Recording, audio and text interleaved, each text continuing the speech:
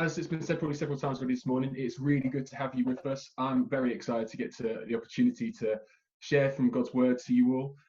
If you've got a Bible in front of you as a book, or maybe it's an app on a phone or a tablet, and if you want to find the book of Matthew and chapter 8 in particular, I'm looking at verses 23 to 27 together this morning.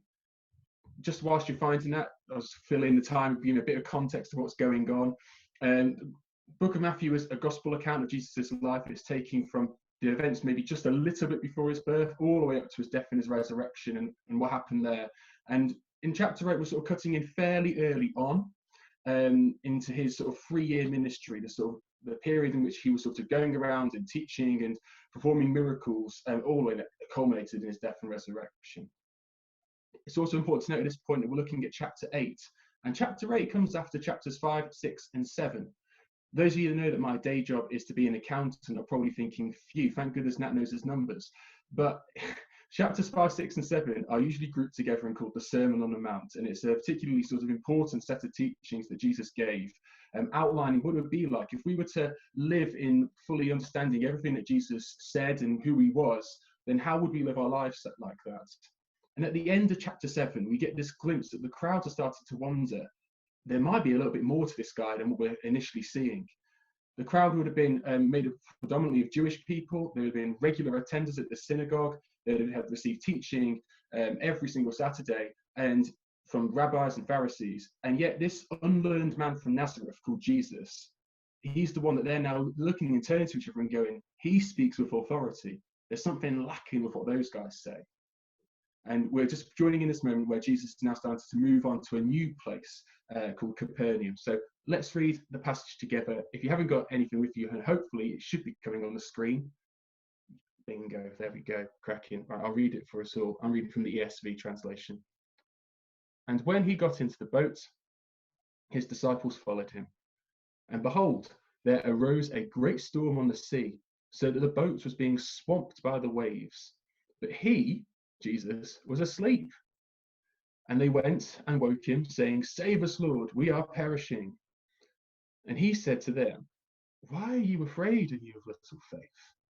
Then he rose and rebuked the winds and the sea, and there was a great calm. And the men, the disciples, marveled and turning to each other, saying, What sort of man is this, that even the winds and sea obey him? Now, when I was preparing this passage, and I sort of thought about what Jesus would have been like, perhaps when he fell asleep on this boat, the surroundings would have been more serene and calm, perhaps soothing enough for him to be able to go to sleep. And yet now when he wakes up, all of a sudden the circumstances seem to have completely changed, and the scenario and the look on his friends' faces are now sort of giving him an idea that something drastically different is now occurring. And I thought about this in my own life, and there was a moment that sprung to mind of where I suddenly woke up in very different surroundings to the one that I fell asleep in. Each year, throughout the 90s and the early noughties, my family would go on a Bible-long week to a camp called Stoneleigh, and hundreds and thousands of people from the UK and across the world would gather together to worship God and to hear teaching and just to enjoy being with one another, getting to know each other, being in God's presence. And one night, my brother and I were put to sleep in our tent, but yet a couple of hours later, I remember waking up and thinking, something is not quite right here. Everything around me feels wet. There's water in my tent. And what had happened was that there'd been sort of like a flash flood, like torrential downpour of rain, and it's flooded into our tent. So my brother and I looked at each other and going, oh my word, what on earth is going on? And thankfully, my mum and dad came in and sort of helped us get out and dry off and find somewhere else to sleep for the night. But we still get this idea that waking up in different surroundings can be quite terrifying. And these fishermen, these disciples have found themselves in this very unique set of circumstances of going, what is happening here? And of the 12, we know that at least 4 of them were experienced fishermen. They would have been skilled experts at the very task at which they were doing, to travel from one side of a body of water to another. And yet even they are now freaking out. They use the word perishing when they come to Jesus, which is often used in the Bible to give us this sense of somebody who's either on the brink of or is dying, physically or spiritually. A sudden event has come out of nowhere, and has swept the rug from underneath their feet, leaving them to feel this stress and this panic. And maybe that sounds familiar in the time that we're currently living in. But perhaps what those guys would have done was try to have done all manner of different things to try and resolve the situation themselves. I know that's what I can be like. If I get an unexpected email or at work or a particular task I need to do, sometimes I think, how am I going to resolve this situation myself? And I can imagine some of the guys that were fishermen of those disciples were thinking, right, don't worry, lads, we've got this, we're going to sort it out. But then, you know, when you do things like that and it doesn't seem to be working and the circumstances seem to get worse, the things that you feel competent and confident in, all of a sudden you find yourself going, I can't actually do any of this. And the frustration starts to build, and then you sort of go, and then the fear starts to arise, and then you start to panic, and you're meant to be the one that's feeling in control, and everybody else is now starting to panic. And now they're running to Jesus, who for some reason seems to be asleep throughout the whole thing. One of those annoying people that can just sleep anywhere. It's a skill that I can only look on and admire. I just can't do that myself. And they're now coming to him, perhaps sort of in fear, and saying, please, Jesus, I don't know how we're going to get out of this, but you seem to be a little bit different. The crowds listen to the words you said earlier on in the chapter 8. We understand that there's events that happen where Jesus has healed people at close quarters, being able to speak words and healing people from a distance, people who are miles away. And sort of thinking, oh, he's a bit different. Maybe he can, I don't know, do something to help us get out of this situation. And in moments like this, you're often looking for words of comfort, things that will make you feel more at ease with the situation that's going on. Perhaps thinking, here's someone that can help me in my situation and deal with this. I know I've done some other things myself, but I've come to the end of myself now. Jesus, help me out here. And that's some moments that I've been in throughout my life several times. But Jesus' response is not perhaps the one that we would expect. He turns and probably wakes up and asks the question, why are you afraid, O you of little faith? Now, first, what might be running through the disciples' minds might be, Jesus, that's a bit harsh. Come on. Have you not, I know you've just woken up, but look around you. Can you not see what I'm seeing? The waves are engulfing me. The winds are blowing around. There's no way that you can have any sort of navigation or keeping course on this body of water. We're all absolutely terrified. Look at Peter. He's the one that's supposed to be a fisherman. He's freaking out as well. What are we going to do? Do you not see the circumstance that I'm living in at the moment? And you're asking me why I'm afraid. But the thing is that Jesus is actually asking them a deeper question. He's not necessarily just asking them, why are you afraid? He's really wanting to get to the heart of the matter and understand what's going on within their hearts. And he's really asking, do you not fully understand who I am? What Jesus perhaps is getting at here is saying, do you not remember the things that we just did earlier today and in the last week? Do you not remember the crowds all being stunned at how I spoke? Do you not remember how I healed the leper? Do you not remember that centurion that came to me and asked for me to heal his servant, and I did so with just a word when he was miles away? Do you not remember, Peter, that I even healed your own mother-in-law just earlier today? Do you not fully get what's going on here? You are not making the link from the things you've seen and experienced and know, and applying it to the situation.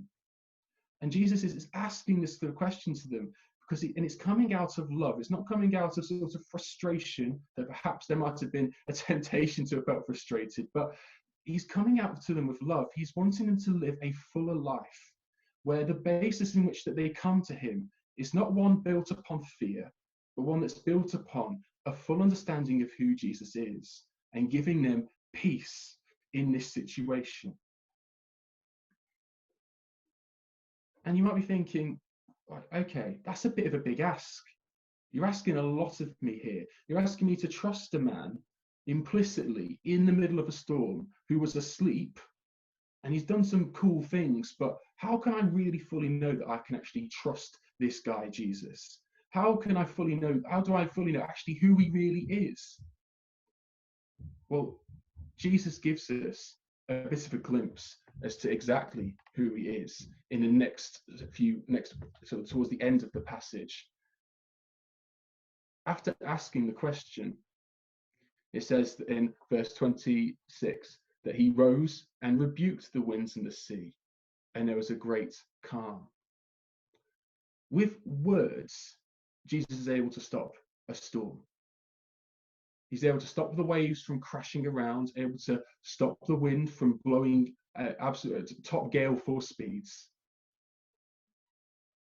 With just words, which is mad. I've been at the seaside and I've stood on piers and I've looked at the body of water, and it looks terrifying when it's a bit windy out there and perhaps the weather is not so sunny. It's terrifying, and yet with words, no torrent from above, no sort of parting of the heavens, no sort of major action, just with words, he is able to stop this storm. And actually in the Gospel of Mark, which is another account of Jesus' life, and when Mark's sort of retelling his version of this story, he gives us an idea that Jesus says the words, "Peace, be still."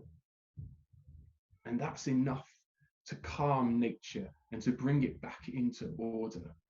But he's not just saying that for nature's benefit, it's also for the disciples too. Because if they were able to, even in this moment, remember some of the things they might have learnt when they went to the synagogue, when they were growing up, there would have been this verse within one of the Psalms, which is a collection of songs. And there's one verse that stands out in particular, which says, "To be still and know that I am God." More than a good teacher, more than a man with a few tricks up his sleeve, or a pretty impressive doctor, Jesus is able to command creation and that it must listen to him because he is God. And again, digging into the understanding of the disciples would have known growing up with the knowledge of what we now call in the Old Testament, is that it's only God alone who can speak and direct creation to do his bidding. No human is able to do that. Even if we read the stories of Moses, this particularly impressive figure throughout the whole of the Bible, in his life in the Old Testament, even he doesn't necessarily speak to stuff to cause things to happen. Yet Jesus is giving us a glimpse into his identity here, that he is more than just a man, but he is fully God, and that he has complete control, sovereign control, and authority over all of creation. Even things that seem scary and overwhelming to us are completely at his command and his will. And he does this through speaking of words. And we get this understanding that the words of God are really, truly powerful. With Jesus' words, he's able to speak creation into being. We get that from the beginning in the book of Genesis, where it talks about how the world began, that with just words, God was able to form and shape the world that we now know and live. That in the book of Hebrews, it tells us that he himself, Jesus, upholds the universe by the word of his power. The very utterance and mention of the power of Jesus is enough to uphold all of creation, not just in this world, but in the planets and the stars and the multiple galaxies that exist outside of us. All of this is held within him, and he can direct it with his words. He also gives direction into our lives again and again. He is also, with words, able to call a man to vacate his grave and be able to start living again. The words of God can create and uphold, direct and resurrect. And Jesus is saying to the disciples, if you can understand that through my words to give a glimpse into the authority which I have over all of creation, and therefore over you, and over your life, then you could come to me out of a place of peace and comfort rather than out of fear. And when I was thinking about how this might apply to us, then, one particular event did spring to mind, a sudden event that perhaps maybe it was built up over months, but now we live in this lockdown life where things don't feel the same anymore. And over this period of time, we've had to question several of the normal processes that we would normally do in our day-to-day life. Going to the shops now looks different. Getting takeout seems, there's a lot of different obstacles and hurdles to overcome in that, doing that now. even shaking a hand, which before felt so normal and felt like such an ordinary, mundane thing that I never really had to think about. Now I'm having to question whether I can even do that anymore. These moments, these sudden events, expose us to the fragility of life and how our trust in all sorts of things, in ourselves, in the economy, in people, in the government, in the stock markets, and in companies, just all of a sudden fall away. And it seems crazy and it seems utter madness in the middle of this storm that we're all currently living in, just like the ones that the disciples found themselves in. Maybe Jesus is actually calling us to move on from a place of wanting to try and fix these things ourselves and to come to an understanding of his total authority, which even in this storm looks crazy to say, but he is in complete control. And that our lives and our very being is held within his hands. And I had another couple of scenarios that I thought of that actually perhaps you're in a moment where you feel like you follow Jesus into something, and all of a sudden you're in sort of perhaps a bit of a difficulty within that. Well, the disciples will probably fully get how you feel at this moment. It says at the beginning of verse 23 that Jesus got into the boat and the disciples followed him. And all of a sudden, following Jesus, we've encountered this horrendous experience that tries to derail us and derail Jesus from being able to complete what his life was meant to be about.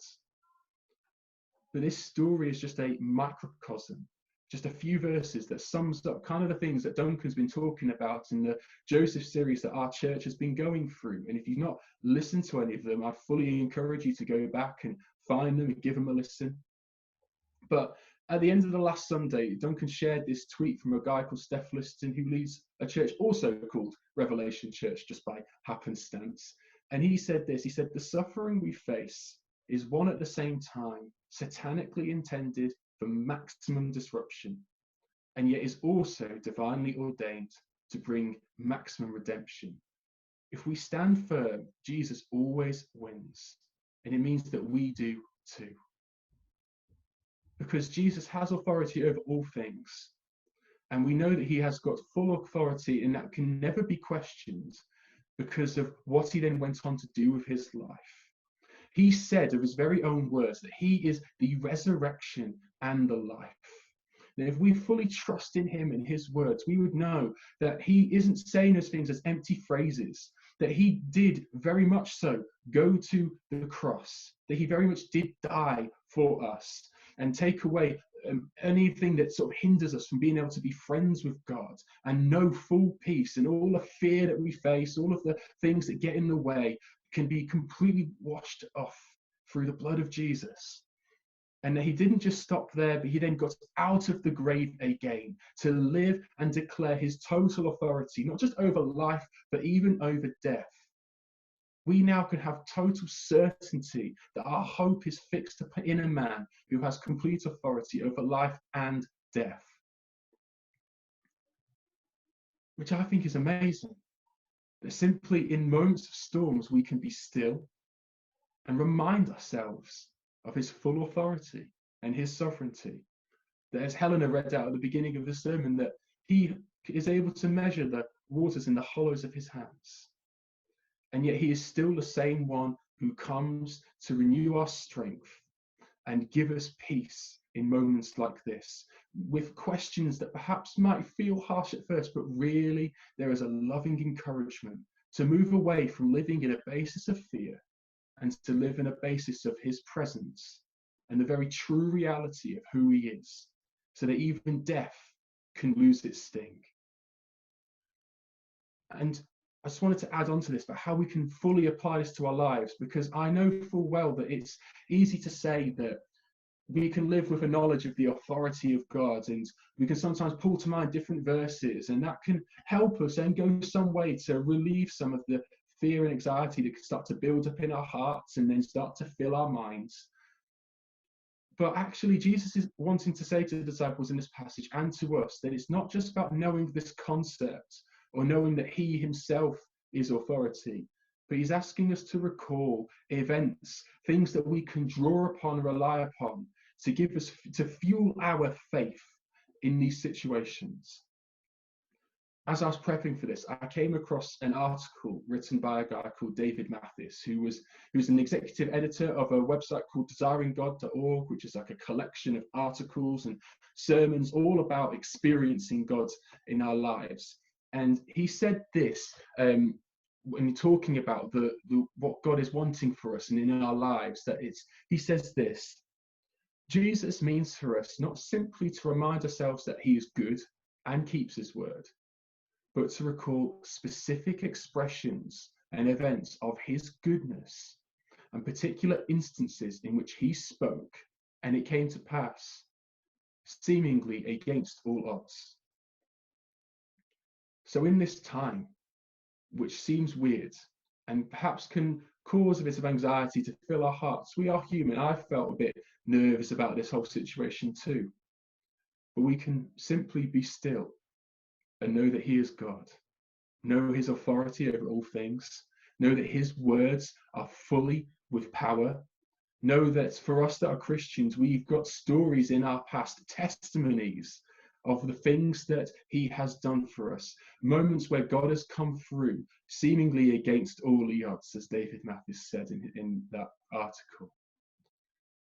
And for us as Christians, we're now also in a place in this time to speak God's words to other people. It's not just about reminding ourselves of how good God is. We've now got the opportunity to be able to share these words with others. We are ambassadors of Jesus in this situation. And if Jesus is here to bring peace to us, then surely we, as people filled with the Spirit and carry Jesus with us into every situation, we've now got the opportunity through social media and phone calls and relating to others through whatever means that might be, to share the goodness of God and the peace of God and the wonder of his love in calling us to move out of fear. And perhaps you're not a Christian yet and you're joining in with us this morning for the first time, or maybe it's not the first time, but you're still just looking in and going, I kind of want to know a bit more about this guy. Then I want to encourage you to not just stop with today, read the rest of the Gospel of Matthew, get an understanding of who Jesus is, that he is not just a man, but he is fully God, and there's hope to be found within him, and hope to be found within his words. That you're not too far away, that if you call out to him, he will certainly speak back to you, and with his words, bring full life, bring freedom, and bring a certain hope that this life is not just it, that we've very much certainly got another life to come where there is no pain and no suffering and no tears anymore. What a good God we have. What a certain faith and hope that we've got. That we've got a God who can just speak and bring things into being. We've got a God who can speak and is able to sustain and uphold everything. We've got a God who's able to speak and direct. We've got a God who's able to speak and resurrect our lives, our futures, and our hope. And whatever situation you're facing today, not just lockdown, let us move on from asking ourselves and turning to one another and going, who is this man? But let's fully remember that Jesus is the God-man and the one in whom we can put all of our trust and all of our hope, because there is nothing that our God can't do. As means of response, we're now going to sing a song together. So if you've got space around you, I'd encourage you to stand up again. I'm going to hand over to Rob in a minute, and we're going to sing that very song, that there is nothing that our God can't do. And that with just words, he is able to deal with the circumstances around us. And I want to encourage you to keep seeking him in this time and keep pressing into him, and sing this with all of your heart. Declare it, say it to your soul, that you might again fully believe just how good he is and how in control he is, despite the storm, despite the circumstance. Over to you, Rob.